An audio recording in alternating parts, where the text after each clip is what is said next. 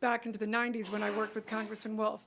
I think today you've seen on the stage that there's only one here who has a bipartisan record of working across the aisle to get numerous results for jobs, energy, education, and I've had a lifetime of experience working on those issues, healthcare. There's also only one person on the stage who's actually implemented equal pay. I not only pay women more than I pay men in my office, I mean, I pay them more than men, and I have women in senior positions. My opponent does not, and she pays women, from what I can tell on the campaign, less than men.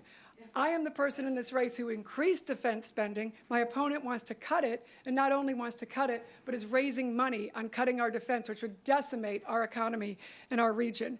My opponent also, while I've supported tax relief, she wants those $1 trillion in tax increases and says that will somehow help us grow jobs. I disagree, and have already been working on tax reform. I have already had the relationships working with the state, local, and community in all areas of our economy, our education. We haven't talked about our nonprofit sector, but our nonprofit sector is so vibrant, and so many of our companies come and give back. And that's why we have such a great ecosystem here of getting things done. And I have worked with leaders in every single area, and my opponent has had that local involvement because she's been down in Washington, D.C., where she's been doing her entire career. So as your Congresswoman, I will be able to continue my work as a chairwoman, as a leader on transportation, on science and technology, on the economy, on research and development in our whole innovation economy. And I'm the only one in this race who has already established a record of success, and we're just getting started, and we will continue that. Thank you. Ms. Bennett, 2 minutes for your closing statement.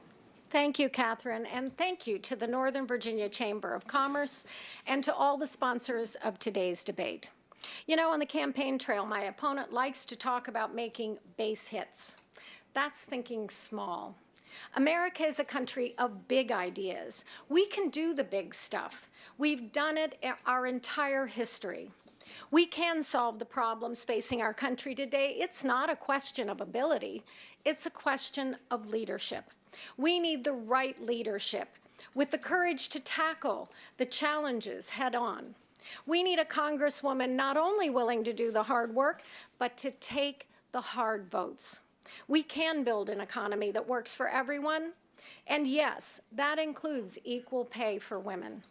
We can pass comprehensive immigration reform, strengthen our infrastructure, protect all of our citizens, and invest in education. Don't tell me we can't do this. It's what we in the business community do every day. As a businesswoman, I know how to find the opportunities in challenges, how to solve problems, and how to get results. Look, I know that government isn't the answer to all of our problems, but what it can do is strive to create equal opportunity for all of its citizens and all of our businesses to succeed. In Northern Virginia, that means access to high-quality education and skills training to meet the needs of a 21st century economy. It means infrastructure improvements that will shorten our commute times. And it means ensuring an open and welcoming environment that will respect all of our citizens. That's why I'm running, and that's why I ask for your vote on November 8th. Thank you. Thank you. That concludes today's debate.